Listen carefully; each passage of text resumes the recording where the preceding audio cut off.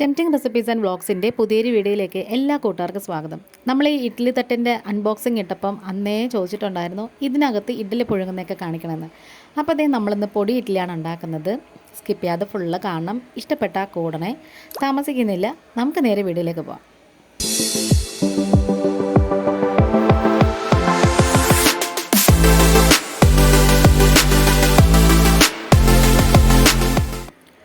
ഇഡ്ഡലിയുടെ ആ സ്റ്റീൽ സ്റ്റീമറിനകത്ത് ആവശ്യത്തിനുള്ള വെള്ളമൊക്കെ എടുത്ത് വെച്ചിട്ടുണ്ടായിരുന്നു. ഇനി നമ്മൾ ആ ഇഡ്ഡലി തട്ടിൽ നല്ലെണ്ണയാണ് പുരട്ടി കൊടുക്കുന്നത്.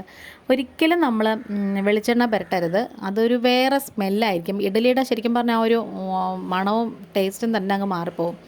അപ്പോൾ നമ്മളെപ്പോഴും നല്ലെണ്ണയാണ് ഒഴിച്ചു കൊടുക്കേണ്ടത്. ഇനി നമുക്ക് ഓരോ കുഞ്ഞു കുഞ്ഞു കുഴികളിനകത്തോട്ട് ഈ മാവ് അങ്ങ് ഒഴിച്ചു കൊടുക്കാം. ഇത് ഞാൻ ഗ്രൈൻഡറിലാണ് അരച്ചെടുത്തത്. അപ്പോൾ ഗ്രൈൻഡറിൽ അരയ്ക്കുമ്പോൾ ഉണ്ടല്ലോ ഉഴുന്ന് കുറച്ച് മതിയേ. ഞാനിവിടെ അരയ്ക്കുന്നത് എങ്ങനെയാണെന്ന് വെച്ചാൽ 4 നാഴി പച്ചരിയും 2 നാഴി നമ്മുടെ ഇഡ്ഡലി പൊന്നിയോ അല്ലെങ്കിൽ പിന്നെ റേഷൻ പുഴുക്കലരിയോ അല്ലാന്നുണ്ടെങ്കിൽ നമ്മുടെ ഇഡ്ഡലി ഡൊപ്പി അരിയില്ലേ അതുപോലത്തതോ ഒക്കെ വെച്ചിട്ടാണ് അരയ്ക്കുന്നത്. നല്ല അടിപൊളിയായിട്ട് കിട്ടേ. ഉഴുന്നൊക്കെ നമ്മൾ 1 നാഴി തന്നെ ഇടുന്നെങ്കിലും ഈ 6 നാഴിക്ക് ഇടുന്നെങ്കിലും ഉണ്ടല്ലോ നന്നായിട്ട് ഇങ്ങനെ വീർത്ത് പൊങ്ങി വരും. ഒരു 5 മിനിറ്റ് മതി കേട്ടോ. നമ്മൾ കുറച്ച് മാവല്ലേ ഒഴിച്ചിട്ടുള്ളൂ. അതുകൊണ്ട് തന്നെ പെട്ടെന്ന് തന്നെ ഇഡ്ഡലിയൊക്കെ ദേ നന്നായിട്ട് വെന്ത് കിട്ടും. നന്നായിട്ട് നല്ല സോഫ്റ്റായിട്ടിരിക്കുവാണ് ഇഡ്ഡലി. ഇനി നമുക്ക് ഇളക്കിയൊക്കെ എടുക്കാനുണ്ട്. അപ്പം ചൂട് കൈ പൊള്ളാതെ നോക്കണം.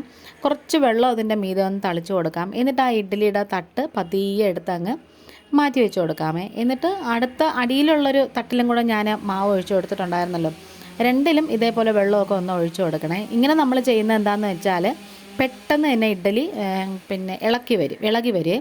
അപ്പോൾ വലിയ തട്ടിനകത്തും ഞാൻ ഇഡ്ഡലി പുഴുങ്ങിയിട്ടുണ്ടായിരുന്നു. ജസ്റ്റ് അത് കാണിച്ചെന്നേ ഉള്ളൂ. ഈ കുഞ്ഞു ഇഡ്ഡലിയുടെയാണ് മെയിനായിട്ട് കാണിക്കുന്നതും. ഇനി പാനിലേക്ക് നല്ലെണ്ണ ഒഴിച്ചു കൊടുത്തിട്ട് കുറച്ച് കറിവേപ്പില ഇട്ട് കൊടുക്കാം. വേണമെന്നുണ്ടെങ്കിൽ കടുകും പച്ചമുളകൊക്കെ താളിക്കാൻ എടുക്കാമേ. ഇത് നമ്മുടെ ഇഡ്ഡലി ചട്നിപ്പൊടിയില്ലേ, അതാണ്. ഇതിൻ്റെ വീഡിയോ ഒക്കെ നേരത്തെ ഇട്ടിട്ടുണ്ട് കേട്ടോ, കുറേ മുമ്പ് നേരത്തെ ഇട്ടിട്ടുണ്ട്. ഇഡ്ഡലിപ്പൊടിയുടെ ഇട്ടിട്ടുണ്ട്, പിന്നെ എള്ളുണ്ട് ചട്നിപ്പൊടിയുടെ ഇട്ടിട്ടുണ്ട്, പിന്നെ നല്ല അടിപൊളി ചമ്മന്തിപ്പൊടിയുടെ ഇട്ടിട്ടുണ്ട്.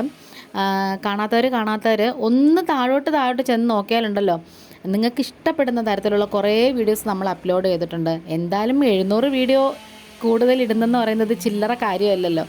അതുകൊണ്ട് തന്നെ ഒരുപാട് വെറൈറ്റി റെസിപ്പീസൊക്കെ ഇട്ടിട്ടുണ്ട്.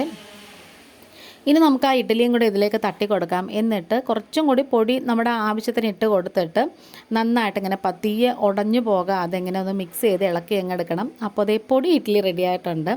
പൊടിദോശയുടെ വീഡിയോ നമ്മൾ ഇട്ടിട്ടുണ്ട്. അപ്പോൾ ഇന്നിപ്പം വീഡിയോ വൈൻഡപ്പ് ചെയ്യാറായിട്ട് വരുന്നുണ്ട്. വേറൊരു വീഡിയോ ആയിട്ട് വേഗം തന്നെ വരാം.